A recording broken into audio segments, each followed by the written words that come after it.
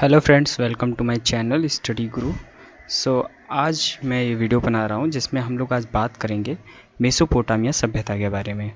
और ये जो डेटा है ये मैंने अमर फारूकी की बुक से लिया है। और अमर फारूकी की बुक अगर आप देखेंगे तो उसका ये चैप्टर नंबर 4 है जिसका नाम है सभ्यता की शुरुआत और कांस्य युगीन मेसोपोटामिया। तो यहाँ पे हमें इस वर्ड से ही पता लग रहा है कि इस समय जो है वो कांस्य का यूज़ होने लगा था मेसोपोटामिया सभ्यता में।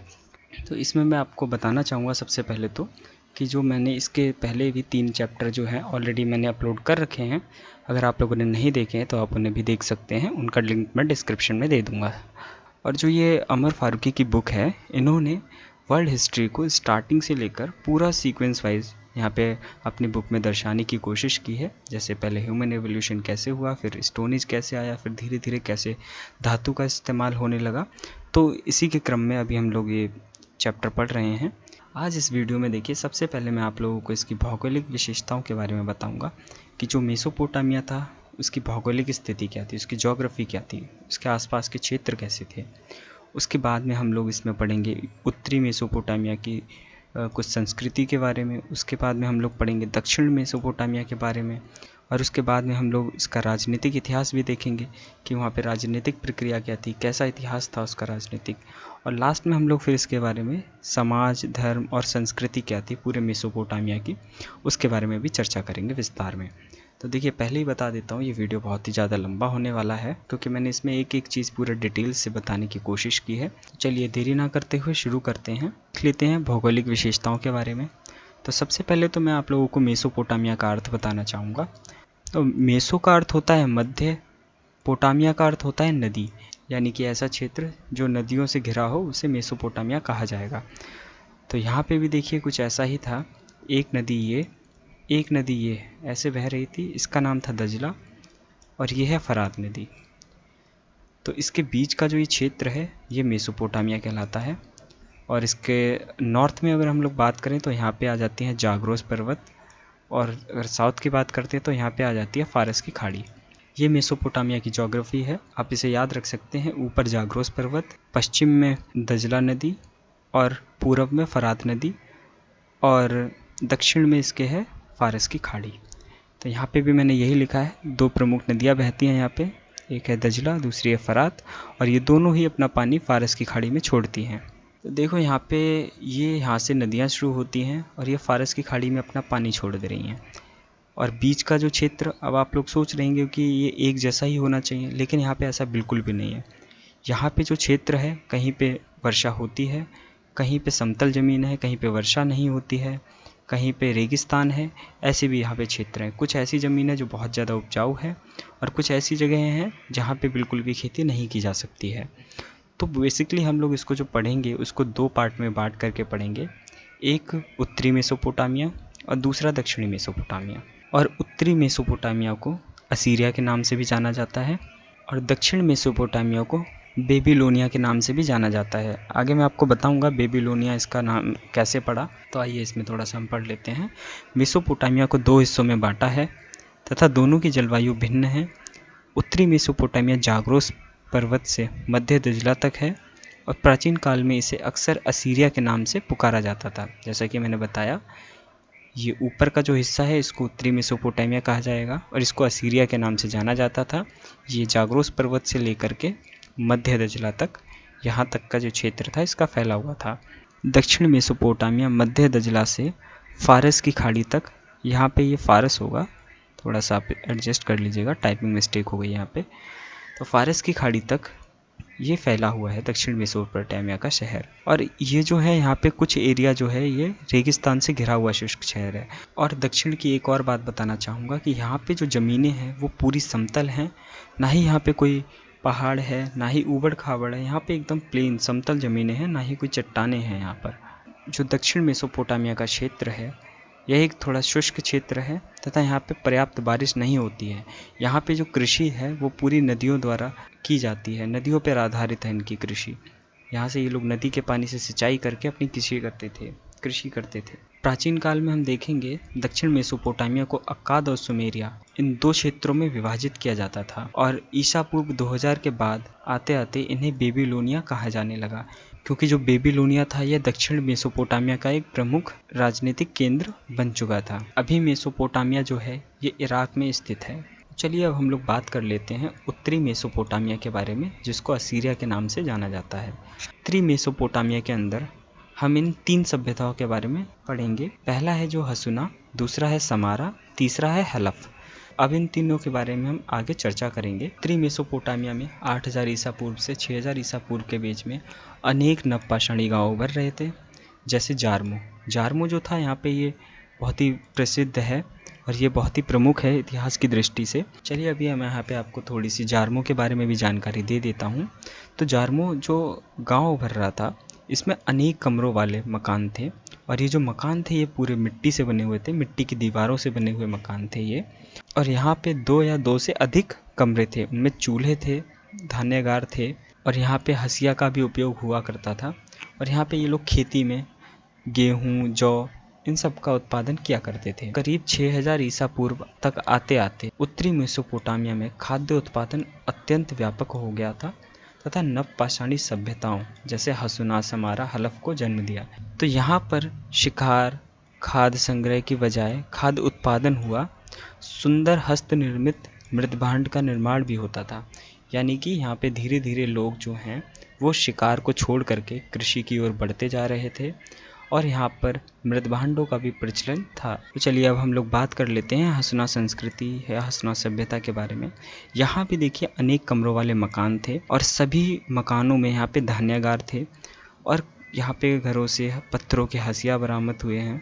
यहाँ पे भारी भाला का इस्तेमाल हुआ करता था। यहाँ पे मृदभांड मिले हैं जिन्हें बहुत ही ज़्यादा सजाया गया था, जैसे कि उन्हें रंगा जाता था और ज्यामितिक आकारों से इन्हें सजाया गया था।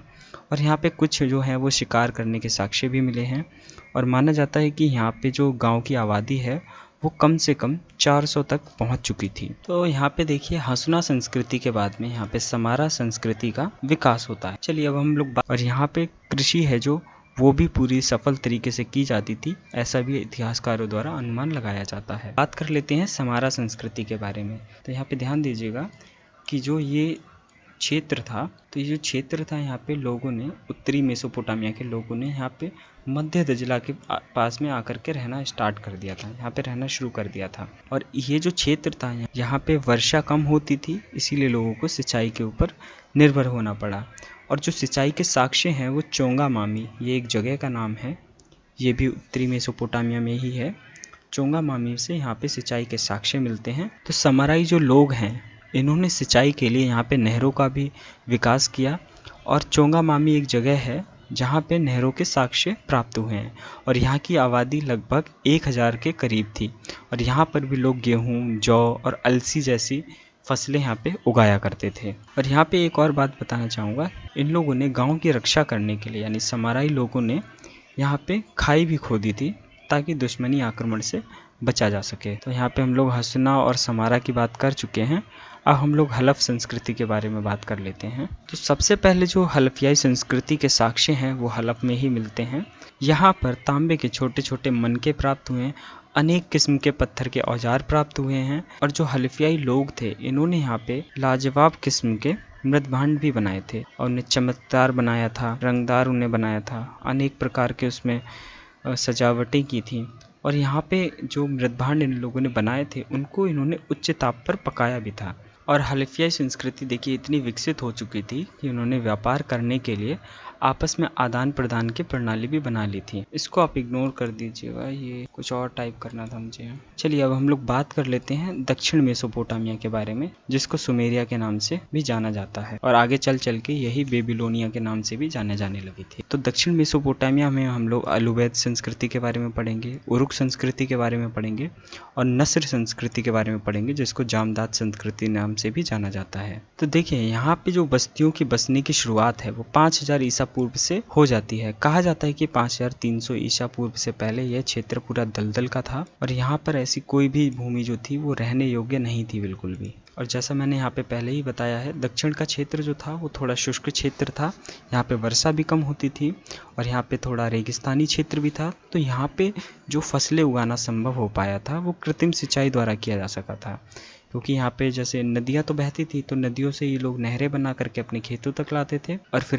उन नहरों से अपने खेतों के लिए पानी लाते थे, सिंचाई करते थे, क्योंकि यहाँ बारिश ना के बराबर होती थी और ज़मीनें लेकिन यहाँ की उपजाऊ थी। देखिए मैंने यहाँ पे पहले जो बताया था कि रेगिस्तान की जैसी ज़मीन थी यहाँ पे, तो उसका मतलब ये नहीं है कि पूरा दक्षिण मेसोपोटामिया पूरा रेगिस्तान से घिरा हुआ था, ऐसा बिल्कुल भी नहीं है। कुछ ज़मीनें वहाँ पे उपजाऊ भी थीं, जो नदी के पास की ज़मीनें थी वो अधिकतर उपजाऊ हुआ करती थी, बट वहाँ पे बस प्रॉब्लम यही थी कि वहाँ पे कोई भी वर्षा नहीं हो पाती थी ज़्यादा, इसी वजह से उन्हें सिंचाई पर निर्भर होना पड़ गया। इन लोगों ने जो बस्तियां बसाई थी वो भी नदी के पास बसाई थी और यहाँ पे नहरें जो थी वो बहुत ही ज़्यादा इन्हें गहरी खोदनी पड़ती थी। देखिए यहाँ पे कृषि व्यवस्था इतनी ज़्यादा उच्च चरम पर पहुँच चुकी थी और यहाँ पे लोग नहरें खोदने लगे थे और सिंचाई करने लगे थे और खेती करने लगे थे। इस वजह से दक्षिण मेसोपोटामिया एक कांस्य युग सभ्यता का मुख्य केंद्र बन चुका था उस समय। और यहाँ पर जो है वो 3 नवपाषाणी संस्कृतियाँ विकसित हुई।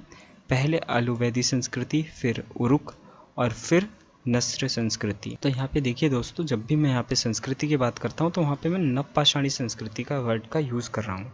तो इसका मतलब ये है कि जो पहले मेसोपोटामिया से जो पहले का समय था वो नवपाषाण काल चल रहा था। तो जैसे जैसे विकसित हुआ नवपाषाण काल, जैसे जैसे थोड़ा विकास हुआ, फिर जैसे जैसे मेसोपोटामिया आया और वहाँ पर ये संस्कृतियाँ विकसित होने लगी, इसीलिए यहाँ पे नवपाषाणी संस्कृति विकसित हुई, ऐसा मैं यहाँ पे यूज़ कर रहा हूँ वर्ड का। देखिए जैसे जैसे ये संस्कृतियाँ विकसित हुई और इनके ही परिणाम स्वरूप सुमेरियाई सभ्यता है वो उभर कर सामने आती है। अब ये इन पे आप कंफ्यूज मत होना। देखिए आलूवैदी संस्कृति, उरुक संस्कृति, नस्र संस्कृति, ये तीनों ही देखिए दक्षिण में ही स्थित हैं और दक्षिण के एरिया को ही सुमेरियाई सभ्यता के नाम से भी जाना जाता है। Akkad, Sumeria. देखिए अक्काद जो जैसे ये है दक्षिण का पार्ट, तो यहाँ पे अक्काद और ये पूरा सुमेरिया, ये ऐसे इसको जाना जाता है, ठीक है। तो यहाँ पे कंफ्यूज मत होना। सुमेरिया जो सभ्यता है वो इन तीनों संस्कृति के फलस्वरूप ही उभर करके आई है। मतलब इन तीनों का जैसे जैसे विकास होते रहा तो इन तीनों की जगह पे नाम जो है वो सुमेरिया सभ्यता का रख दिया गया। यानी कि कहने का मतलब ये है, ये तीनों संस्कृतियाँ विकसित हो रही थी, उस जगह को यहाँ पे सुमेरिया सभ्यता के नाम से जाना जाने लगा। अब सबसे पहले हम लोग बात कर लेते हैं आलूवैदी संस्कृति के बारे में, आलूवैद संस्कृति के बारे में। तो देखिए सबसे पहले जो आलूवैदी संस्कृति है, यहाँ के लोगों ने वाता के अनुरूप खुद को यहाँ पे ढालना शुरू कर दिया था, क्योंकि अगर इन लोगों को वहाँ पे रहना है तो वातावरण के अनुकूल उनको खुद को ढालना ही पड़ेगा, क्योंकि ये लोग वहाँ पे क्लाइमेट को तो चेंज कर नहीं सकते हैं, इन लोगों को ही ढलना पड़ेगा। तो इसीलिए इन लोगों ने अपने आप को वहाँ के वातावरण के अनुकूल खुद को ढाल लिया था और सिंचाई के लिए प्राकृतिक जलमार्ग जो थे उनका उपयोग किया था। और धीरे धीरे ये प्राकृतिक जलमार्गों को छोड़ करके इन्होंने फिर नहरें खोदना भी स्टार्ट कर दिया और यहाँ पे मछलियाँ पकड़ना भी यहाँ पे जारी था। ये लोग गेहूँ, जौ उगाना पसंद करते थे और यहाँ पे जो पोषक तत्व है उसमें खजूर जो है वो प्रचुर मात्रा में उपलब्ध थे, यानी कि खजूर यहाँ पे इनकी प्रमुख खुराक बन चुके थे। और यहाँ पे देखा जाता है कि आलूवैद संस्कृति में धातु का उपयोग भी छोटे पैमाने पर स्टार्ट हो चुका था और यहाँ पे तांबे के औजार भी पाए गए थे। तो यहाँ पे देखिए अभी हम लोग आलूवैदी संस्कृति में ये पॉइंट पढ़ चुके हैं।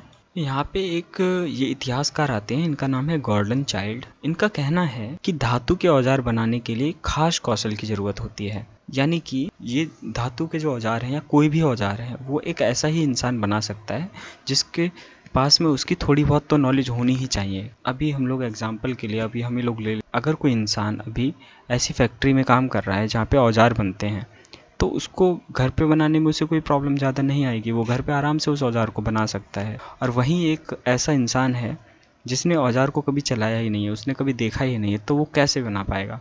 तो यही यहाँ पे हो रहा था कि गॉर्डन चाइल्ड कहते हैं कि औजार बनाने के लिए खास कौशल की ज़रूरत होती है, जो कि उन्हें वहाँ पे कुम्हारों के हाथ में दिखा, क्योंकि कुम्हार जो है पहले से मृदभांड बनाते हुए आ रहे थे, तो इसीलिए उनके हाथ में थोड़ा कौशल था और वे भट्टी का काम भी जानते थे। यानी कि भट्टी का काम जानते थे, यानी कि उसको उच्च ताप पर पकाना भी जानते थे। इसीलिए धातु का जो औजार है सबसे पहले वो यहाँ पे कुम्हारों ने बनाने में हेल्प करी है। तो उदाहरण के लिए हल्पियाई जो कुम्हार थे वो मृदभांड, ये देखिए यहाँ पे टाइपिंग मिस्टेक है थोड़ी, ये मृदभांड होगा यहाँ पे। तो हल्पियाई कुम्हार जो थे वो मृदभांड जो पकाने लगे थे वो वहाँ पे भट्टी की मदद से पकाते थे। जैसा कि अभी मैंने आपको ऊपर बताया है, मृदभांड पकाने के लिए वहाँ पे तापक्रम होता था वो 1200 सेंटीग्रेड तक होता था। ये सेंटीग्रेड होगा,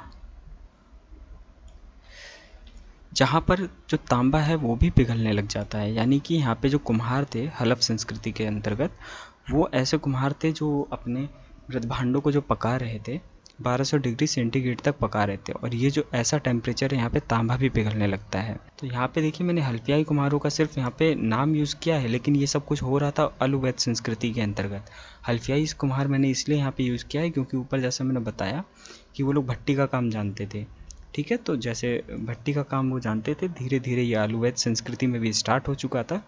जो कुम्हार थे वो भट्टी में अपने मृदभांडों को पकाना स्टार्ट कर चुके थे। इसीलिए धीरे धीरे यहाँ पे क्या होता है, तांबा भी वहाँ पे लोग पिघालने लग जाते हैं और उससे भी औजार बनाने लगते हैं। और इसके बाद में यहाँ पे कांसे का उत्पादन शुरू हो जाता है, क्योंकि इन लोगों ने पाया वहाँ पे जब तांबे के अंदर टिन थोड़ा सा एक धातु होता है, टिन को जैसे ही उन्होंने उसमें मिलाया तो वहाँ पे एक कठोर पदार्थ का उत्पादन हुआ, कठोर पदार्थ का वहाँ पे निर्माण हुआ, जिसको कांस्य के नाम से जाना जाता है। देखिए यहाँ पे मैंने मेंशन किया है, तांबे में एक कठोर पदार्थ टिन मिलाने से कांस्य का उत्पादन शुरू हो चुका था। शुरू में धातु का उपयोग यहाँ पे सीमित था घुमक्कड़ लोगों के कारण। तो घुमक्कड़ लोगों के कारण, देखिए इसका मतलब ये नहीं था कि घुमक्कड़ लोगों के कारण यहाँ पे कम उत्पादन हो रहा था या उत्पादन सीमित था। घुमक्कड़ लोगों का यहाँ पे लिखने का मीनिंग ये है, क्योंकि देखिए यहाँ पे धातु को बनाने में कितने ज़्यादा मेहनत लग रही है, क्योंकि उसको 1200 डिग्री सेंटीग्रेड पे उनको ये तापक्रम उसको प्राप्त करना पड़ेगा, और वहाँ पे फिर धातु को बनाना पड़ेगा, उसको शेप देनी पड़ेगी, फिर जा कर के वो मार्केट में उसको ला सकते हैं। और उस समय इतना ज़्यादा अधिशेष का उत्पादन होता नहीं था। लोग जो थे वहाँ पे उस समय अपने जीवनचर्या में जितना यूज़ में आता था अनाज उतना ही वो उगाते थे। जब उससे ज़्यादा उगा नहीं रहे हैं तो इसीलिए उनका धातु की ओर थोड़ा झुकाव भी उधर कम था। इसी वजह से यहाँ पे ज़्यादा धातु का उपयोग नहीं हो रहा था। लेकिन धीरे धीरे आगे हम देखेंगे कि धातु का इस्तेमाल बढ़ता है और वहाँ पे हल भी बनाए जाते हैं, तो वो हम लोग आगे पढ़ेंगे। अलुवैध संस्कृति में मकान बनाने के लिए ईंटें व्यापक रूप से इस्तेमाल हुई थी। हालांकि जो हड़प्पा संस्कृति थी वहाँ भी मिट्टी की ईंटें बनाना स्टार्ट हो चुका था, लेकिन जो अलुवैध संस्कृति है इसके अंतर्गत ये अपने चरम सीमा पे पहुँच चुका था। यहाँ लकड़ी के खांचे में मिट्टी डालकर ईंटें वहाँ पे उनको शेप दी जा रही थी, उसके बाद में उन्हें आग में पकाया जा रहा था। लेकिन पहले जो हड़प्पा संस्कृति की अगर हम बात करें तो उस समय वहाँ पे जो ईंटें जो है वो धूप में सुखा करके बनाई जा रही थी। उस टाइम में उन्हें भट्टी में नहीं पकाया जा रहा था। यहाँ पे मैंने लिखा भी है, लकड़ी के सांचे का प्रयोग हो रहा था और जो ईंटें हैं वो पहले धूप में सुखाई जाती थी। देखिए भले ही यहाँ पे ईंटें बनाने के लिए लकड़ी के सांचे का प्रयोग किया जा रहा हो, लेकिन जो अलुवैध संस्कृति में जो मृदभांड बनाए जा रहे थे, ये देखिए यहाँ पे भी टाइपिंग मिस्टेक है। यहाँ पे देखिए मैं गूगल टूल्स का यूज़ करता हूँ यहाँ पे हिंदी में टाइपिंग करने के लिए, तो उस समय तो यहाँ पे सही आ जाता है, बाद में ये पता नहीं कैसे जब इसको एक्सपोर्ट करते हैं तो ये थोड़ा सा पता नहीं क्या मिस टाइप हो जाता है। आई डोंट नो, हो सकता है मैंने ही इसको गलत टाइप कर दिया हो। तो यहाँ पे मृदभांड होगा, आप समझ जाइएगा। तो यहाँ पे अलुवैध संस्कृति के जो लोग थे मृदभांड बनाने के लिए अपने पुराने तरीके पे ही अमल कर रहे थे। वो मृदभांड को हाथ से बना रहे थे। जैसे कि आपने देखा होगा कि आजकल एक गोल सा चाक होता है जिसके ऊपर मिट्टी के बर्तन या कोई भी चीज़ को शेप दी जाती है मिट्टी की चीज़ को, तो ऐसा यहाँ पे कुछ भी यूज़ नहीं हो रहा था। अलुवैध संस्कृति के लोग जो थे वो पुरानी तकनीक पर ही मृदभांड को बना रहे थे। जो दक्षिण मेसोपोटामिया था, जो इसका विकास जो हो रहा था, ये कृत्रिम सिंचाई पर ही निर्भर था। तो इसीलिए देखिए सिंचाई के लिए क्या था, समूह में जो भी संसाधन हुआ करते थे उनको सभी लोग यूज़ करते थे। मतलब कि अपने अपने संसाधनों का यहाँ पे सभी लोग यूज़ करते थे सामूहिक रूप से, यानी कि जितने भी यहाँ पे लोग हुआ करते थे ये सभी लोग साथ दिया करते थे सिंचाई के लिए व्यवस्था करने के लिए। जैसे कि अब नहर खोदनी है तो वो कोई एक इंसान तो अपना खोद नहीं सकता है कि एक इंसान अपनी खेत तक वहाँ पे नहर खोद करके ले आएगा, तो ये समूह में ही काम होगा। तो इसी तरह से ही क्या था, यहाँ पे समूह द्वारा ही पूरा खेती व्यवस्था बनाई जा रही थी। सारे संसाधन जो थे वो सामूहिक रूप से प्रयोग में हो रहे थे। और यहाँ पे आइए अब हम थोड़ा सा अलुवैध की संस्कृति की राजनीति के बारे में भी जान लेते हैं। तो यहाँ पर जो छोटे मोटे धर्म स्थल थे वो विकसित होते जा रहे थे और उन्होंने एक बड़े मंदिर का रूप ले लिया था।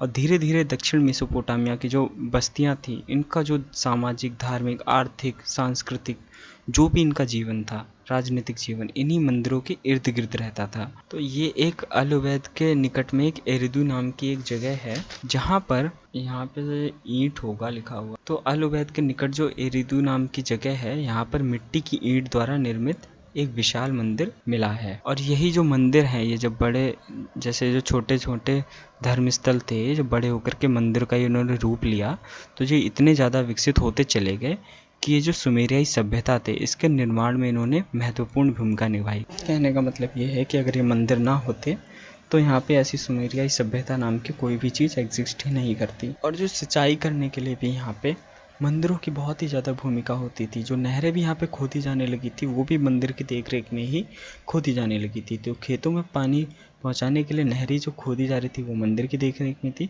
तो यहाँ पे सर्दियों में जो जल स्तर होता था, वो बहुत ही ज़्यादा कम हो जाता था, और गर्मियों में जो जल स्तर है वहाँ पे मतलब बाढ़ तक आ जाती थी, उन्हें बाढ़ का भी सामना करना पड़ता था। और जब यहाँ पे सर्दी के समय जल स्तर कम हो जाता था, तो लोगों को और भी ज़्यादा चुनौती का सामना करना पड़ता था, क्योंकि इन्हें फिर नहरें और भी ज़्यादा गहरी खोदनी पड़ती थी। और अलवैद संस्कृति में मंदिर जो थे, वो धीरे धीरे सिंचाई का साधन बनते चले गए थे। सबसे पहले तो देखिए, मंदिर ये छोटे मोटे धर्म स्थल थे सिर्फ, और लोग जो थे अपना सामूहिक रूप से नहरें वगैरह खोदते थे और सिंचाई वगैरह करते थे।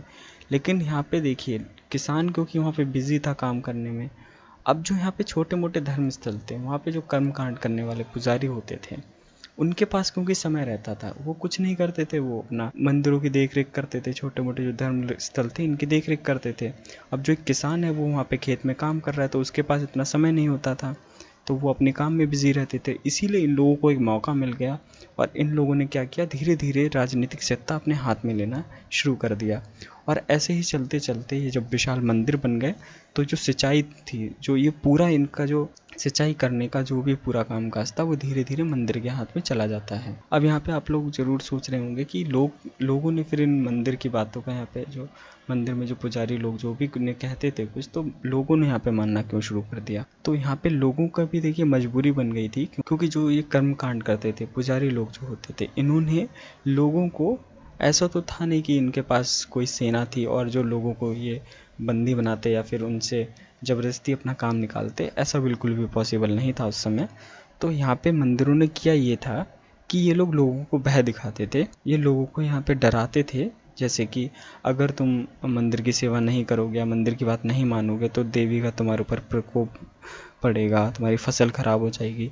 तो ऐसे ही लोग उनको डराते थे, किसानों को, जिससे कि लोगों ने मंदिर की बातों को सुनना स्टार्ट कर दिया, और धीरे धीरे जो सत्ता भी है, वो भी मंदिर के हाथ में यहाँ पे जाते हुए दिखती है। मंदिर यहाँ पे सिंचाई का साधन बन चुके थे, नहरें सामूहिक रूप से खोदी जाने लगी थी, श्रम भी यहाँ पे सामूहिक था, और सब कुछ ये मंदिर की ही देखरेख में होता था। धीरे धीरे मंदिर राजनीतिक नियंत्रण के रूप में हस्तांतरित हो गया। जैसा मैंने बताया, राजनीतिक सत्ता पूरी इन मंदिरों के हाथ में आ गई। चलिए अब हम लोग बात कर लेते हैं उरुक संस्कृति के बारे में। जैसे कि मैंने बताया था कि अलवैद संस्कृति में क्या था, मृदभांड जो बनाए जा रहे थे वो पुरानी तकनीक पे बनाए जा रहे थे, लेकिन उरुक संस्कृति के अंतर्गत ऐसा बिल्कुल भी नहीं था। यहाँ पे चाक का इस्तेमाल हो रहा था, और हल का भी इस्तेमाल यहाँ पे सबसे पहले देखने को मिलता है। उरुक जो है वो फरात नदी के किनारे स्थित था, एक बड़ी सुमेरिया बस्ती था। देखिए यहाँ पे समारा और सुमेरिया में आप लोग कंफ्यूज मत होना। समारा जो है वो उत्तरी मेसोपोटामिया की एक संस्कृति थी, और जो सुमेरिया है ये दक्षिण मेसोपोटामिया में एक पूरी सभ्यता का इसने रूप ले लिया था। ठीक है, तो आप लोग इसमें कंफ्यूज मत होना, ये दोनों वर्ड थोड़े सिमिलर हैं, लेकिन इनका मीनिंग जो है वो एकदम ही अलग है। और अलवैद के मुकाबले यहाँ पे जो उरुक संस्कृति है वो बहुत ही ज़्यादा आगे निकल चुकी थी, और यहाँ पे जो धातु के औजारों की मदद से यहाँ पे चाक भी बनाए जाने लगे थे। यानी कि जो चाक था वो धातु के औजार, जैसे मैंने बताया, धातु के औजार जो थे वो अलवैद संस्कृति से ही बनना स्टार्ट हो चुके थे, तो उनकी मदद से ही यहाँ पे चाक बनाना भी संभव हो पाया। और चाक जैसे जैसे वहाँ पे निर्माण हुआ, तो चाक का रूपांतरण फिर पहिए में हो गया। जैसे कि चाक क्या था, वो गोल बनता था, तो इन्होंने क्या किया, यहाँ पे जैसे जैसे विकास हुआ, तो लोगों ने चाक को वहाँ पे पहिए के रूप में हस्तांतरित कर दिया, और इसका उपयोग फिर परिवहन में होने लगा। जैसे कि वहाँ पे बैलगाड़ी वगैरह वहाँ पे बनाई जाने लगी थी। यहाँ पे कुछ गाड़ियों के चित्र भी यहाँ पे मिले हैं, और जैसा कि यहाँ पे साक्ष्यों से पता लगा है कि यहाँ पे कुछ ऐसे बढ़ई भी थे जो बहुत ही ऐसे कामों करने में माहिर थे। और जैसे कि मेसोपोटामिया के अंतर्गत पहले जो कृषि करने के लिए वहाँ पे एक छड़ी का इस्तेमाल किया जाता था। और यहाँ पे जैसा कि मैंने बताया हल का भी इस्तेमाल शुरू हो चुका था। तो जब उरुक संस्कृति के अंतर्गत हल आया तो कृषि जो थी वो बहुत ही ज़्यादा आसान हो गई और लोगों को फिर समाज में अपना समय व्यतीत करने के लिए थोड़ा सा समय भी मिलने लगा। अब देखिए खुदाई में अत्यधिक यहाँ पे मोहरें मिली हैं उरुक संस्कृति के रिगार्डिंग। और यहाँ पे जो मोहरें मिली है वो 2 प्रकार की हैं, एक तो मुद्रा मोहर है, दूसरी बेलनाकार मोहर है। मतलब ये जो जितनी भी मोहरें मिली हैं वो 2 ही प्रकार की होंगी, या तो मुद्रा मोहर या बेलनाकार मोहर। और संभवतः ऐसा माना जाता है कि इन मोहरों का इस्तेमाल जो है वो वस्तुओं पर मालिकाना हक प्रदर्शित करने के लिए किया जाता होगा। देखिए जो मुद्रा मोहर हैं वो मोस्टली आयताकार बनाई जाती थी और आयताकार जो मोहर थी उन पे प्राणी पौधे प्रदर्शित किए जाते थे। और बेलनाकार जो मोहरें थी वो बहुमूल्य पत्थर से बनाई जाती थी। इनकी पहचान के लिए इन पे पहचान का एक निशान अंकित किया जाता था। और देखिए जो छोटे बेलनाकार मोहर होते हैं उन पर रोजाना जिंदगी के दृश्य उकेरे गए थे। और ये जॉर्जेस राउवस हैं, ये एक इतिहासकार हैं, इन्होंने इसको एक लघु चित्रकारी की संज्ञा दी है। और यहाँ पे देखिए इतना ज़्यादा जब विकास होते जा रहा था तो जो सुमेरिया सभ्यता थी, जैसे सुमेरिया सभ्यता के अंतर्गत ही अलुवैद, उरुक और नस्र संस्कृति आते हैं। तो जब इतना ज़्यादा विकास होते जा रहा था तो लोगों के यहाँ पे क्या था, दिमाग में जो हिसाब किताब है वो रखना संभव नहीं था। जब संभव नहीं था तो लोगों को यहाँ पे ज़रूरत आई। तो धीरे धीरे क्या हुआ कि लिखित ब्यौरा रखने के लिए यहाँ पे एक लिपि भी विकसित होने लगी जो लेन देन का हिसाब किताब रखने के लिए यहाँ पे बहुत ज़्यादा प्रमुख थी। और ये देखिए लिखावट के लिए देखिए यहाँ पे होता ये था, मिट्टी के छोटे छोटे फलक ये लोग बनाते थे, उन पे नुकीली चीज़ से उस पर चिन्ह अंकित कर देते थे और उसको फिर एक दस्तावेज की शक्ल दे दिया जाता था। मतलब उसको धूप में सुखाया जाता था या भट्टी में उसे पका लिया जाता था। मिट्टी के जो छोटे फलक होते थे इनको संभाल के रख दिया जाता था, इनमें इनका हिसाब किताब का पूरा ब्यौरा मौजूद रहता था। और इसी के फलस्वरूप यहाँ पे लेखन कला का जो है वो यहाँ पे धीरे धीरे उदय होता है। जैसा कि मैं पहले बता चुका हूँ, लिखने के लिए मिट्टी के छोटे छोटे फलक पर नुकीली चीज़ों से चिन्हांकित किए गए, फिर उन्हें सुखा लिया गया। और यह सब जो कुछ भी हो रहा था ये सब कुछ भी मंदिरों द्वारा ही किया जा रहा था। और यहाँ पे जो इन लोगों ने लिखने की जो कला को लाया था वो है जो यहाँ पे किलाक्षर लिपि के नाम से जानी जाती है। उरुक के अंतिम दौर में जो सुमेरिया था वो अनेक बस्ती के शहरों में बदल गया था। मतलब कि उरुक का जो अंतिम समय आता है, अंतिम दौर जो आता है, तो उरुक इतने ज़्यादा छोटी छोटी बस्तियों में, छोटे छोटे शहरों में तब्दील हो जाता है। गॉर्डन चाइल्ड जो हैं इन्होंने शहरों के उभार को शहरी क्रांति का नाम दिया, शहरी क्रांति का इसको। चलिए अब हम लोग बात कर लेते हैं नस्र संस्कृति के बारे में, जिसको जामदाद संस्कृति के नाम से भी जाना जाता है। देखिए ये हम पहले ही जान चुके हैं कि मंदिर यहाँ पे जो था वो इनका केंद्र बिंदु बन चुका था और इसी के आसपास नगर विकसित हो रहे थे और लोगों का भी जो ज़्यादातर झुकाव था वो मंदिर की ओर ही हो चुका था। जामदाद संस्कृति जो है उसके कई शहर जैसे उरुक, उर, जामदाद, नस्र, किश, उकैर, ये सभी मेसोपोटामिया के दक्षिण छोर पर ही स्थित हैं। तो हम लोगों ने अभी देखिए जैसे उरुक संस्कृति की बात की है, तो आप यहाँ पे कंफ्यूज मत हो जाना कि यहाँ पे उरुक मैंने यहाँ पे मेंशन कर दिया है फिर से। देखिए उरुक जो है, अब हम लोग जो बात कर रहे हैं वो पूरे दक्षिण क्षेत्र की बात कर रहे हैं। अब यहाँ पे ये उरुक है अगर, और ये पूरी नस्र संस्कृति है और ये पूरा सुमेरिया है, तो इसमें आप बिल्कुल भी यहाँ पे कंफ्यूज मत होइएगा। जो उरुक है वो नस्र संस्कृति के अंतर्गत भी हम इसको पढ़ते हैं, ठीक है। देखते हैं हम लोग यहाँ पे जो नस्र संस्कृति आती है, जामदाद संस्कृति आती है, इसी समय पर क्षेत्र में नगरों का, राज्यों का निर्माण जो है वो होना स्टार्ट हो जाता है। और ये जो राज्य थे, जो नगर थे, ये ऐसे जगह पे ही स्थित थे जहाँ पे पर्याप्त मात्रा में जल संसाधन उचित मात्रा में उपलब्ध हो। और इन्होंने अपने शहर को जो है वो क्लेबंद भी कर लिया था। क्लेबंद करने का मतलब ये होता है कि ये शहर है तो इन्होंने क्या किया, चारों तरफ से एक लंबी चौड़ी सी दीवार उठा दी ताकि कोई दुश्मन आक्रमण ना कर सके इस पे, तो उसको किलेबंदी कहते हैं। तो यहाँ पे देखिए अतिरिक्त उपज, सिंचाई और अन्य कार्यों पर मंदिरों के नियंत्रण से पुजारियों को राजनीतिक शक्ति केंद्रित करने में मदद मिली। क्योंकि देखिए जैसा मैंने बताया, किसान का तबका था जो वो काम करते रहते थे हमेशा, जो दूसरा तबका थे वो सारे काम में बिजी थे, लेकिन जो एक पुजारी ही ऐसे लोग थे जो मंदिरों में थे और इनके पास ही मौका था कि राजनीतिक शक्ति को अपने पास केंद्रित कर सके।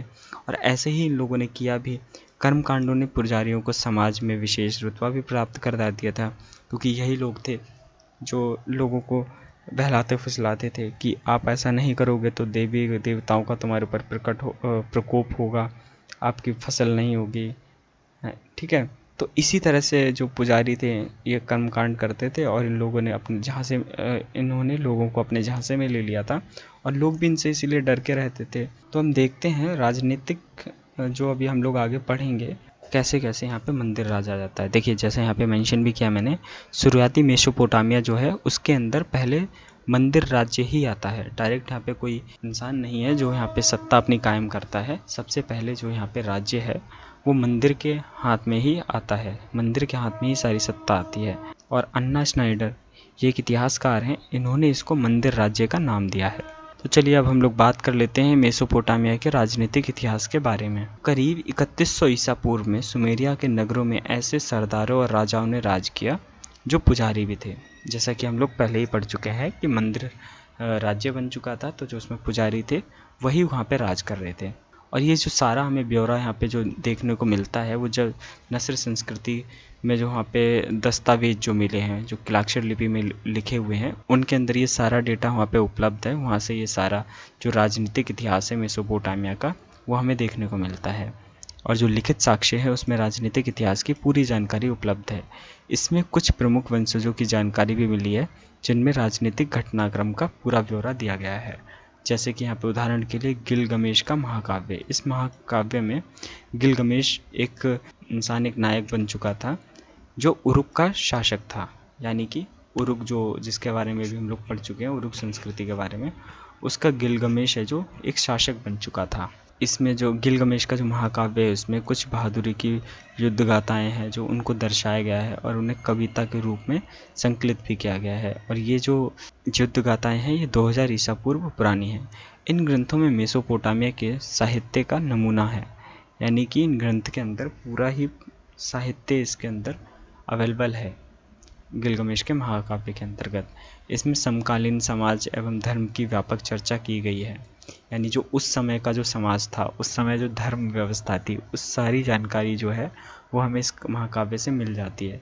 आइए हम लोग यहाँ पे देख लेते हैं। करीब 5000 से 2350 ईसा पूर्व के कालखंड को पूर्व राजवंश का काल कहा जाता है, यानी कि यही एक ऐसा समय था जब यहाँ पे राजवंश कायम हुआ। यही वो समय था जिसके अंतर्गत सुमेरिया के जो मुख्य नगर हैं जैसे उरुक, किश, उर्वर क्षेत्र के लिए संघर्ष किया। यानी कि ये ऐसे क्षेत्र के लिए वहाँ पे लड़ाई दंगा कर रहे थे कि जो ज़्यादा उर्वर था, जहाँ पे फसलें सही से उगाई जा सकती थी। और जो टकराव था वो जल को लेकर के सबसे ज़्यादा अधिक हो रहा था, क्योंकि जहाँ पे पानी अवेलेबल होगा वहाँ पे ये लोग रह भी पाएंगे, आसानी से इनका जीवन यापन हो पाएगा और ये फसलें भी अपनी उगा पाएंगे। जैसे कि हम लोग जान चुके हैं अभी कि उर्वर क्षेत्र के लिए वहाँ पे तनाव आ गया था और जल के लिए वहाँ पे पूरा संघर्ष चालू हो चुका था। तो यहाँ पे जो युद्ध हो रहे थे, फिर तो युद्ध में जो संसाधन हथियाए जा रहे थे वो यहाँ पे जो जीतने वाला समूह था वो सारे ले जाता था। जीतने वाला जो समूह होता था उसका समाज में कद भी बढ़ता था।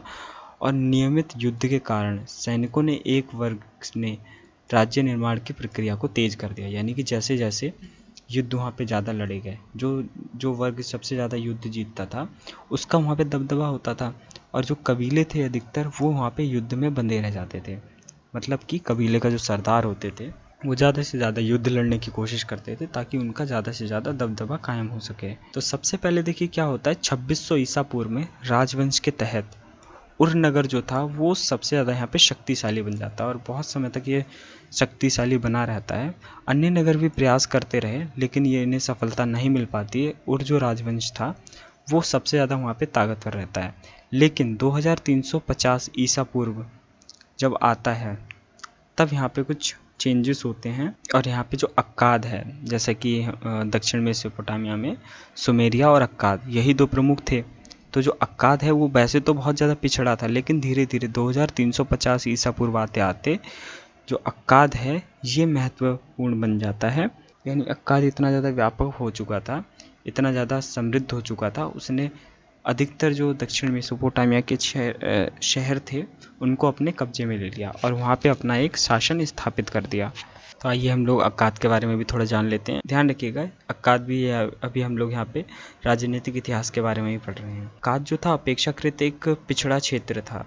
वहाँ का जो राजा था वो सारगोन था। दक्षिण मेसोपोटामिया का लगभग पूरा हिस्सा जो है इसने धीरे धीरे अपने शासन के अधीन कर लिया। ठीक है। अब अक्काद जो था अब भी आर्थिक और सांस्कृतिक रूप से सुमेरिया से पिछड़ा हुआ था। जैसे मैंने बताया, अक्काद और सुमेरिया यही दो सबसे ज़्यादा प्रचलित थे, यही दो सबसे ज़्यादा प्रसिद्ध थे ये पूरे मेसोपोटामिया में, दक्षिण मेसोपोटामिया में।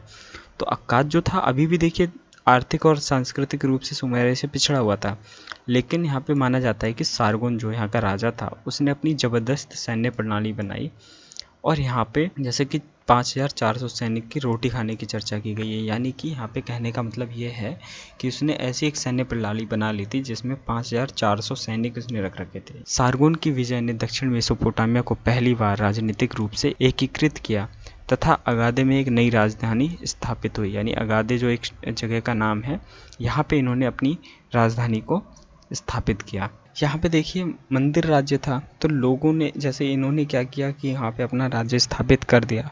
लोग तो इनकी बात को एक साथ नहीं मानने लगेंगे, क्योंकि लोग जो थे वो अभी तक मंदिरों के ऊपर भरोसा करते आ रहे थे। तो इसीलिए क्या किया, जो सारगोन के राज में जो राजा था उसको अर्धदेवी की हैसियत का शक्तिशाली सम्राट बना दिया। यानी कि उसने ऐसा वहाँ पे घोषणा कर दी कि जो यहाँ पे राजा है वो अर्धदेवी हैसियत का है।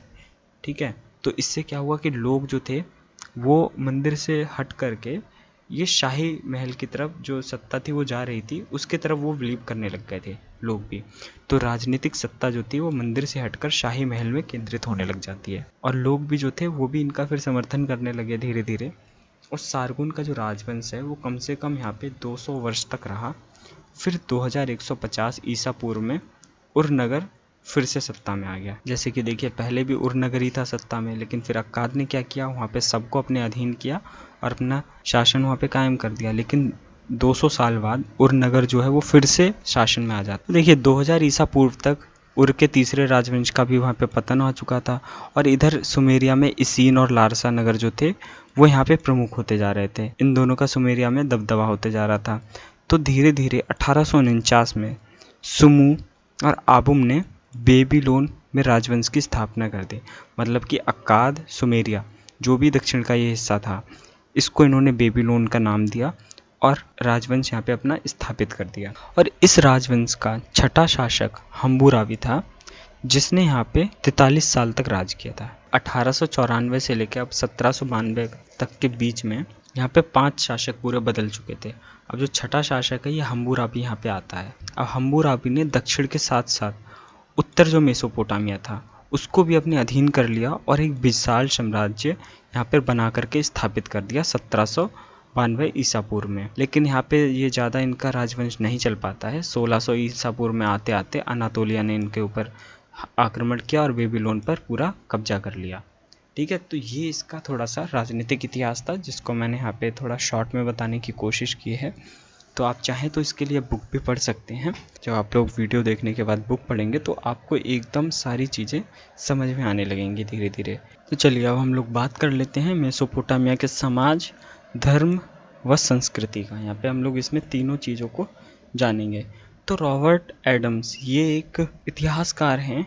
इन्होंने कब्रिस्तान के साक्ष्यों के आधार पर बताया कि जो अलुवैत संस्कृति थी तो यहाँ तक तो कोई भी यहाँ पे भेदभाव नहीं। जैसे मेसोपोटामिया जो शुरुआत में अस्तित्व में आया तब इतना ज़्यादा वहाँ पे भेदभाव नहीं था, लेकिन धीरे धीरे जैसे अलुवैत संस्कृति थी और उसके बाद वो विकसित होने लगी तो वहाँ पे थोड़ा सा वर्ग विभाजन होने लगा था, थोड़ा बहुत वहाँ पे विभाजन होने लगा था। और ये रॉबर्ट एडम्स ने किन साक्ष्यों के आधार पर बताया, कब्रिस्तान के साक्ष्यों में। दक्षिण मेसोपोटामिया में इनके कब्रिस्तान के इन्हें साक्ष्य मिले तो इन्होंने पाया कि कुछ जो वहाँ पे कब्रें थी पहले तो वो सेम थी, वहाँ पे कोई भी ज़्यादा भेदभाव नहीं था। फिर धीरे धीरे जब टाइम थोड़ा बीता उसके बाद की जो कब्रें मिली हैं, पूर्व राजवंश की जो कब्रें मिली हैं उसमें कुछ में धातु मिली, कुछ में कुछ भी नहीं मिला। यहाँ से इन्हें जो है ये इंडिकेट ये करना चाह रहे हैं कि यहाँ पे वर्ग विभाजन जो है वो स्टार्ट हो चुका था। यहाँ पे ऊंचे तबके के लोग और नीचे तबके के लोग होने लगे थे। अब जैसा तीसरे राजवंश, जैसा कि मैंने बताया पहले तो अक्काद ने कब्जा कर लिया था, फिर जब उर दोबारा से आता है तो जब उसका तीसरा राजवंश का जब उसका पतन होता है तो वहाँ पे उस समय तक आते आते वहाँ पे क्या था कि इतना ज़्यादा वर्ग विभाजन बढ़ चुका था कि कुछ लोगों की कब्रों में वहाँ पे सोने की वस्तुएं तक मिली हैं और कुछ में बहुत ही ज़्यादा कम कीमती चीज़ें मिली है। यहाँ से देखिए यही पता लगता है कि वहाँ पे वर्ग विभाजन कितने बड़े स्तर पर पहुँच चुका था। तो जो रॉबर्ट एडम्स हैं इन्होंने दस्तावेजी साक्ष्यों के अनुसार बताया कि 2000 ईसा पूर्व तक वर्ण विभाजन पूरी तरह से यहाँ पे जम चुका था। देखिए 2350 ईसा पूर्व में वहाँ पे राजवंश की जैसे स्टार्ट हुआ, राजवंश की स्थापना हुई, और 2000 ईसा पूर्व आते आते यहाँ पे क्या हुआ कि वर्ण विभाजन जो था वो पूरी तरह से समाज में जम चुका था। तो और नगर वासी जो थे मंदिर की सेवा से जुड़े हुए थे, तो वहाँ पे भेंट भी वसूली जाती थी, यानी कि नगरवासी जो थे वो मंदिरों पे ज़्यादातर वहाँ पे विश्वास करते थे, और जो वहाँ पे पुजारी हुआ करते थे, कर्मकांड करते थे, वो क्या करते थे, नगरवासियों से भेंट भी वसूलते थे। ज़मीनें जो होती थी वहाँ पे ज़मीनों का जो वितरण था वो इस प्रकार था कि जो सबसे ज़्यादा ज़मीन का हिस्सा था वो मंदिरों के हक में था। जो यहाँ पे इतिहासकार हैं उनका मानना है कि कम से कम 1/3 जो संचित ज़मीन होती थी, जो मंदिर थे उन्होंने अपना कब्जा कर रखा था। और जो इन देखिए अब यहाँ पे क्या है कि मंदिरों के हाथ में इतनी सारी जब ज़मीन है तो ऐसा तो है नहीं कि वो पुजारी लोग जो हैं वो जा कर के खेतों में काम करेंगे और फसल को उगाएंगे। तो यहीं से देखिए यहाँ पे क्या होता है कि गुलाम जो है, गुलाम लोगों को बनाना स्टार्ट हो जाता है। पट्टेदारी यहाँ पे स्टार्ट होती है कि मंदिर क्या करते थे, खुद तो अपना जाते नहीं थे यहाँ पे पुजारी लोग ज़मीन पे काम करने के लिए, तो ये क्या करते थे, किसानों को अपने खेत पट्टे पे दे देते थे, उनसे वहाँ पे मजदूरी कराते थे। इस तरह का वहाँ पे फिर सिलसिला स्टार्ट हो जाता है। और यहाँ पे जो सुमेरिया में जो भी नगर थे उनके अपने अपने देवी देवता, तो जो दक्षिण मेसोपोटामिया है उसमें साझे धार्मिक कांड और आस्थाएं थी, मतलब कि जो लोग थे वो धार्मिक कर्मकांड जो होते थे वो पूरे समाज को लेकर के साथ में किया करते थे। देखिए एक ये जगह है निप्पुर, ये सुमेरिया में स्थित है और ये धार्मिक केंद्र बन करके उभरता है। निप्पुर यानी एक धार्मिक केंद्र बन गया। और निप्पुर के एक पुस्तकालय हैं जिसमें से बहुत सारे धार्मिक ग्रंथ मिले हैं, जिसमें ये सारी जानकारी उपलब्ध है। मेसोपोटामिया का धर्म था उसकी सारी जानकारी जो है वो निप्पुर में जो पुस्तकालय है वहाँ से हमें मिल जाती है। और जो निप्पुर के पुस्तकालय से जो वहाँ पे ग्रंथ मिले हैं उसमें सुमेरिया के जो मुख्य देवता हैं वो अन, एनिलिल और एनकी, ये 3 हैं जिनको वहाँ पे बताया गया है कि यही 3 सुमेरिया के मुख्य देवी देवता थे। तो इनके बारे में आइए थोड़ा सा जान लेते हैं। तो सबसे पहले हम लोग बात कर लेते हैं अन के बारे में। तो जो अन है ये ब्रह्मांड की सर्वोच्च शक्ति और सभी देवताओं से बड़े माने जाते हैं। तो इनका जो दर्जा है वो ब्रह्मांड में सर्वोच्च है और इनका जो मंदिर है वो उरुक में स्थित है। और जो एनिलिल जो देवता हैं ये सुमेरियाई वासी जो हैं उनके द्वारा पूजे जाने वाले देवताओं में सर्व प्रमुख हैं और ये निप्पुर जो नगर है उनके देवता हैं। और जो एनिलिल हैं इनको मानवता का स्वामी और राजाओं का राजा माना जाता है। एनिलिल को माना जाता है कि इन्होंने धरती को आकाश से अलग किया था और विश्व को सृजित करने में यहाँ पे इन्होंने हेल्प की है। और उसे तूफान और बादलों की कड़क से भी जोड़ा जाता है, यानी एनिलिल को तूफान जो आते हैं वो जो बादल की कड़क है इनसे भी जोड़कर देखा जाता है। और जो एनिलिल हैं इनको मानवता का स्वामी या धरती का स्वामी भी कहा जाता है। तो चलिए अब हम लोग बात कर लेते हैं एनकी के बारे में। और जो यहाँ पे इनकी जो शिनाख्त की जाती है इन्हें मीठे पानी के साथ जोड़कर की गई है, यानी कि इनको जो है वो मीठे पानी का देवता बताया गया है। कहा जाता है कि इनके बगैर जो है वो उपज ही नहीं हो सकती, मतलब उन लोगों की मान्यता थी कि अगर इनकी देवता ना हो तो इनके खेत में कोई पानी की सिंचाई ना हो पाए और ना ही कोई फसल इनकी उग पाएगी। अब देखिए धीरे धीरे क्या होता है कि 3000 से 2000 ईसा पूर्व का जब जो समय आता है तो इसके दौरान एक विकास हो रहा था। तो इस समय क्या था कि देवी देवताओं की जो संख्या थी उनमें गिरावट आ रही थी। जैसे जैसे मतलब काशी युग आते जा रहा था उस समय जो था लोग अपने कामों में वहाँ पे बिजी होने लग गए और धीरे धीरे इन लोगों ने क्या किया, जो देवी देवता थे उनकी पूजा आराधना करना वहाँ पे थोड़ा कम किया, मतलब यहाँ पे बंद नहीं हुआ है, थोड़ा सा बस कम हो गया। और इसी तरह से क्या था कि जो उपासना जो जैसे कम होते चली गई। और यहाँ पे भी देखिए देवी देवताओं को यहाँ पे देखिए लोग मानते थे, लेकिन यहाँ पे हो ये रहा था जो देवियाँ थीं उनको लोग देवताओं के अधीन मानते, ठीक है, मतलब कि अगर कोई एक कुल के देवी हैं दूसरे कुल के देवता तो उन लोगों का वहाँ पे वो संबंध बताते थे। तो इसी प्रकार से जो देवी का जो स्थान होता था वो देवता के मुकाबले थोड़ा निम्न होता था।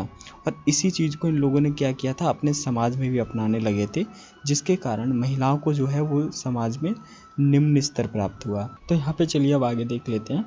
तो ये इनाना है, ये एक सुमेरिया की देवी थी और अक्कादवासी जो थे उन्होंने अपनी प्रेम की देवी जिसका नाम है इश्तार, इनके साथ में इन्हें जोड़ करके दिखाया। और जो इश्तार देवी है वो रोमन साम्राज्य तक भी बनी रही है, मतलब अत्यंत लोकप्रिय देवियों में से एक बनी है ये। चलिए अब हम थोड़ा सा फिर से शासकों के बारे में जान लेते हैं। तो यहाँ पे देखिए जो यहाँ पे राजनीतिक सत्ता चल रही थी शासकों के हाथ में, तो यहाँ पे क्या था कि जो एक शासक जैसे किसी शासक की वहाँ पे मृत्यु हो जाती थी, तो यहाँ पे जब दूसरा वहाँ पे नया शासक बनता था तो वो पूर्व जो राजा हो चुके होते थे उनके द्वारा जो कानून बनाए जाते थे उन्हीं पर अमल करते थे। तो धीरे धीरे अगर मान लीजिए उन्हें कभी ज़रूरत पड़ती थी तो वो कोई नए कानून बनाते थे या फिर जो पुराने कानून हैं उसमें संशोधन करते थे। अगर उन्हें कोई ऐसी ज़रूरत नहीं होती थी तो वो पुराने कानून पे ही अमल करते थे। जैसे कि हम लोगों ने हम्बुराबी के बारे में पढ़ा था, जो कि ये छठा शासक था, जो कि सुमु आबुम दोनों का जो वंशज था, छठा वंशज जो बेबीलोन का छठा वंशज था। इसकी एक संहिता थी, अब उसके बारे में भी हम लोग थोड़ा सा जान लेते हैं। तो हम्बुराबी की जो संहिता थी उसमें ना बहुत सारे वर्ग विभाजन हो गया या थोड़े बहुत कानून हो गए, उनका वहाँ पे ब्यौरा दिया गया है। तो ऐसे ही हम्बुराबी की जो संहिता है उसमें वर्ग विभाजन जो है वो उसमें 3 वर्ग बताए गए हैं। एक है वार्दू, दूसरा है मुश्केनु और तीसरा है अवेलू। इन तीनों के रूप में उन्होंने यहाँ पे वर्ग विभाजन को बताया है। तो देखिए सबसे पहले हम लोग बात कर लेते हैं वार्दू की। तो यहाँ पे जो वार्दू शब्द का अर्थ है उसको गुलामों की एक अच्छी खासी आबादी से, मतलब बहुत सारे गुलामों के लिए यहाँ पे वार्दू शब्द का इस्तेमाल किया जाता है। तो यहाँ पे गुलाम जो थे वो उपलब्ध थे। महिलाएं जो थी वो सबसे पहले यहाँ पे गुलाम बनी थी, लगभग 2000 ईसा पूर्व पहले, और उसके बाद में स्त्री पुरुष दोनों ही गुलाम वहाँ पे बनाए जाने लगे थे। चलिए थोड़ा सा मैं यहाँ पे आपको वार्दू के बारे में बता देता हूँ, फिर आगे हम लोग अवेलू और मुश्केनु के बारे में भी जानेंगे। तो यहाँ पे देखिए अब आप सोच रहे होंगे कि गुलाम यहाँ पे कहाँ से आए। तो जैसा कि मैंने बताया था अभी, यहाँ पे जो युद्ध भी चल रहे थे, एक कबीला दूसरे कबीले से वहाँ पे लड़ाई कर रहा था, तो जिसके अनुसार क्या था, वहाँ पे लोगों को था जो कबीला हारता था उसके जो स्त्री पुरुष थे वो युद्धबंदी होते थे। अब क्या होता था, जो जीतता था जो कबीला वो इनको अपना गुलाम बना लेता था। और जैसे जैसे यहाँ पे अधिशेष का उत्पादन होने लगा था, क्योंकि जब कबीला अगर लड़ने जा रहा है तो ऐसे कबीला तो लड़ने जाएगा नहीं, अगर उसके पास खाने के लिए अगर रोटी नहीं होगी तो वो अपनी सेना को क्या खिलाएगा। और सेना रखने के लिए भी उनके पास में पर्याप्त अगर उनके पास संसाधन नहीं है तो वो सेना भी नहीं रख सकते हैं। इसका मतलब वहाँ पे अधिशेष का उत्पादन हो रहा था। तो यहाँ पे मैं एक बार अधिशेष जो वर्ड मैं बार बार यहाँ पे यूज़ कर रहा हूँ उसका मैं एक बार आपको मीनिंग बता देता हूँ। अधिशेष का मतलब वो होता है कि जैसे एक किसान है, अगर उसकी ज़रूरत के अनुसार एक साल में वो अगर 10 क्विंटल अनाज ही वो अपना खपत कर सकता है, मतलब खा सकता है, खा पी सकता है, तो वो 10 कुंटल अगर वो उगा रहा है तो वो उसके लिए हो गया। अब 10 क्विंटल से अगर वो ऊपर कोई भी अगर कितना भी अगर वो अनाज उगा रहा है तो वो हो गया उसका अधिशेष, जिससे क्या है कि वो अपनी विलासिता की वस्तुएं खरीद सकता है या लग्जरी लाइफ जी सकता है। तो इसी तरह से उस समय हो रहा था, जो वहाँ पे लोग थे वो अपना अधिशेष का उत्पादन करते थे, जिससे कि राज्य चलाने में वहाँ पे हेल्प होती थी। और जो राज्य था वो वहाँ पे सेना को रख पाता था, और जो सेना थी फिर वहाँ पे युद्ध होते थे। अब युद्ध में क्या था, उन्हें युद्धबंदी मिल जाते थे। और जो महिलाएं थी वो सबसे पहले यहाँ पे गुलाम बनाना स्टार्ट किए गए, उसके बाद धीरे धीरे पुरुषों को भी गुलाम बनाया जाने लगा। और फिर जो था वो दोनों स्त्री पुरुष दोनों ही यहाँ पे गुलाम बनना शुरू हो गए थे। और जो यहाँ पे जो गुलाम हुआ करते थे इनके साथ आदमी जैसा व्यवहार नहीं किया जाता था। इनके साथ एक जैसे कोई वस्तु होती है उसको जैसे हम रखते हैं ना, कोई वस्तु को कहीं भी फेंक देते हैं, ऐसा इनके साथ बर्ताव किया जाता था। और यहाँ पे मैं आप लोगों को महिलाएं सबसे पहले गुलाम क्यों बनाई गई थी उसका भी यहाँ पे रीज़न बता देता हूँ। क्योंकि देखिए जब युद्ध होता था तो जो पराजित हो जाते थे पुरुष, उन लोगों की वहाँ पे सबकी हत्या कर दी जाती थी। जब वहाँ पे हत्या कर दी जाती थी तो सारी जो महिलाएं थी वो वहाँ पे अकेले पड़ जाती थी। तो महिलाओं को ये लोग मारते नहीं थे, महिलाओं को अपना गुलाम बना लेते थे। और इसी वजह से धीरे धीरे जो था महिलाएं सबसे पहले वहाँ पे गुलाम बनना स्टार्ट हो गई थी। अब धीरे धीरे क्या था कि चलते चलते वहाँ पे पुरुषों को फिर मारा नहीं गया था और धीरे धीरे उन्हें फिर गुलाम बनाया जाने लगा था। और जो वारदू लोग होते थे इनके लिए पहचान के लिए भी एक इनके ऊपर चिन्ह लगा दिया जाता था, जिससे कि पहचान हो सके कि हाँ ये इंसान गुलाम की ज़िंदगी जी रहा है। और हम्बुराबी की जो संहिता है उसमें ये भी मेंशन किया गया है कि जो भी गुलाम भागने की यहाँ पे सोचता था तो उसके लिए वहाँ पे सज़ा तो जो सज़ा तय की गई थी वो मौत की सज़ा थी। या फिर कोई भी अगर गुलाम को भगाने में मदद करता था तो उसकी भी सज़ा मौत ही थी। और जो गुलाम के जो मालिक होते थे उनके ऊपर पूरा अपना अधिकार जमाते थे, यानी गुलाम को वो जैसे मर्जी रख सकते थे, उनका पूरा उस पर अधिकार होता था। और जो यहाँ पे गुलामों का इस्तेमाल हो रहा था वो घर के काम, अन्य शारीरिक काम करने हो, या फिर कपड़ा बुनने हो गए, या मंदिर शाही परिवारों में बड़ी संख्या में जो गुलाम थे वो वहाँ पे लगा दिए जाते थे। तो ऐसे कामों के लिए गुलामों का बहुत ज़्यादा यूज़ हो रहा था। और एक जो गुलामों का सबसे ज़्यादा यूज़ था वो खेती बाड़ी में भी किया जा रहा था, क्योंकि जो जिनके पास में ज़्यादातर ज़मीनें थी वो खुद खेती नहीं करते थे, वो इन्हीं गुलामों से ही कराते थे। अब हम लोग बात कर लेते हैं अवेलू के बारे में। तो अवेलू जो थे वो सबसे ऊपरी जो तबका था समाज में वो अवेलू का था, यानी कि अवेलू ऐसे लोग थे जिनके पास में हर चीज़ उपलब्ध थी, यानी कि एक तरह से हम उन्हें कुलीन वर्ग कह सकते हैं। यानी कि जो अवेलू जो लोग थे वो पूरे समाज में पूरी तरह से स्वतंत्र होकर के जी रहे थे दूसरे लोगों की तुलना में, और इनकी सामाजिक आर्थिक हैसियत जो थी वो भी बहुत ही ज़्यादा बेहतर थी। और जो अवेलू में जो लोग थे वो बता देता हूँ कौन कौन होते थे, जैसे कि पुजारी हो गए, कुलीन हो गए, या सेना के उच्च अधिकारी हो गए, योद्धा हो गए, लेखक हो गए, और कोई बड़े बड़े जो किसान हैं, ये सभी जो हैं वो अवेलू होते थे। अब यहाँ पे हम लोग बात कर लेते हैं मुश्केनू के बराबर। अब यहाँ पे हम लोग बात कर लेते हैं मुश्केनू के बारे में। तो मुश्केनू जो थे उनको कुछ अधिकार प्राप्त नहीं थे, ये वार्दू की अपेक्षा स्वतंत्र थे। मतलब कि ये एकदम नीचे का तबका हो गया, ये एकदम ऊपर का तबका हो गया, ये हो गया बीच का तबका। तो इनकी जो स्थिति थी वो वार्दू से बहुत ज़्यादा बेहतर थी, लेकिन इनके पास इतने अधिकार नहीं थे जो कि अवेलू के पास अवेलेबल थे। तो जो संहिता है, हाम्बुराबी की जो संहिता है, उसके अनुसार जो कानून जो बनाए गए थे वो अवेलू और मुश्केनू दोनों पर समान रूप से ही लागू किए जाते थे।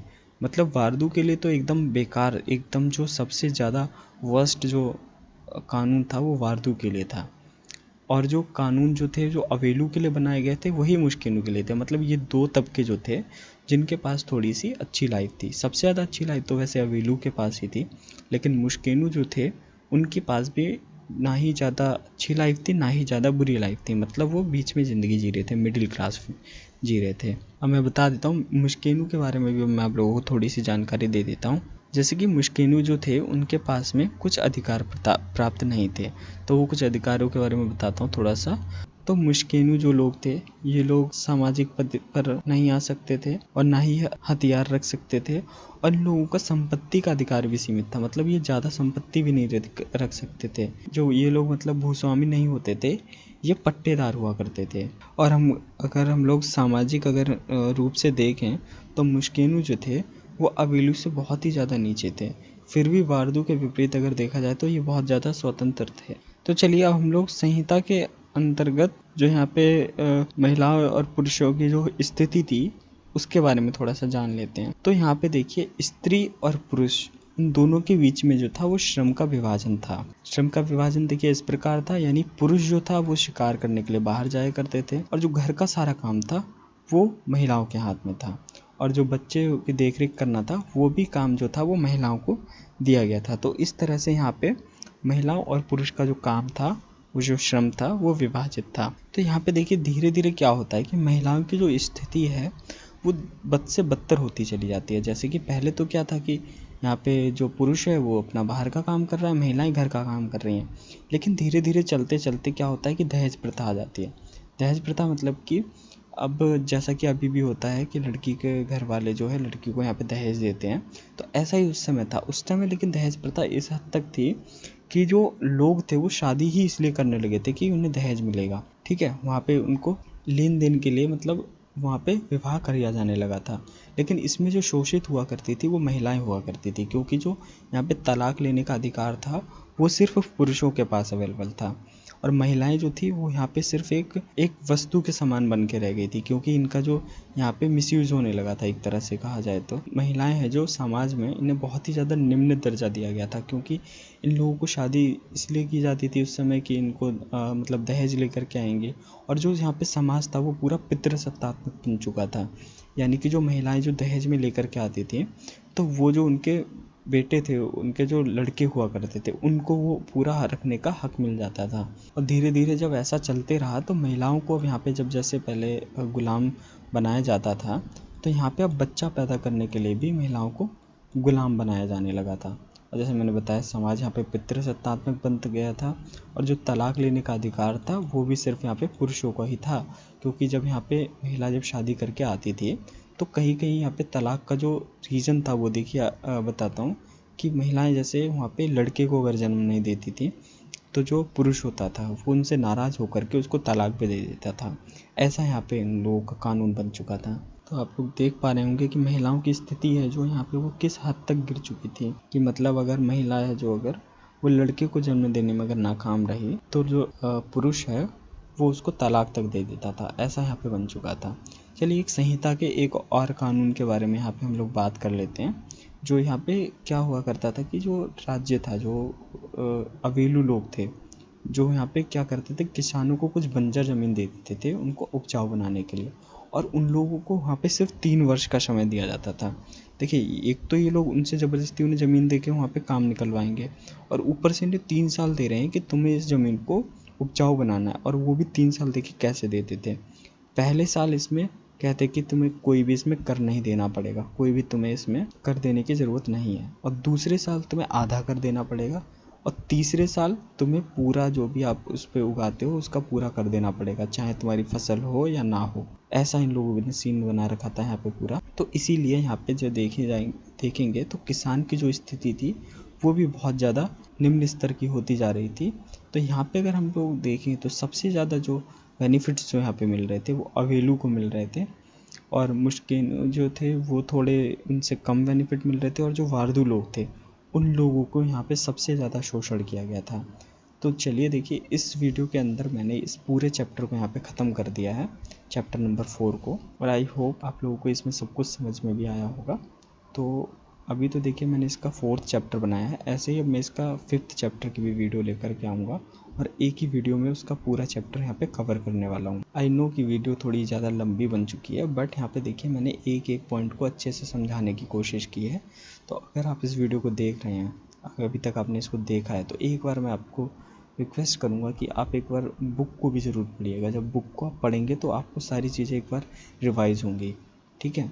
तो इससे क्या होगा कि आपको और अच्छे से याद हो जाएगा, और आपको मैं गारंटी दे सकता हूँ कि अगर आपने एक बार वीडियो देख ली और फिर बुक पढ़ ली, उसके बाद अगर आप एक बार और वीडियो देखना चाहें, वीडियो देख सकते हैं। उसके बाद आपके दिमाग से ये जो चैप्टर है, चैप्टर नंबर 4, ये कभी भी आपके दिमाग से नहीं निकलेगा, ठीक है। तो चलिए, अभी मैं आप लोगों का और टाइम नहीं लूँगा, तो इस वीडियो को यहीं पे एंड करते हैं।